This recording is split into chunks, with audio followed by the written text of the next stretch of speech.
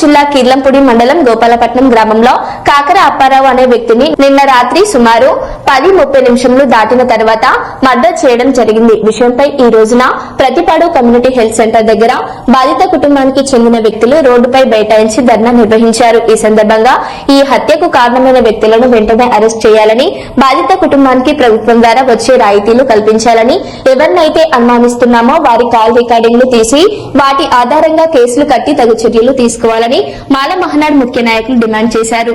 ఈ సందర్భంగా దీనిపై డీఎస్పీ దళిత నాయకులతో మాట్లాడారు.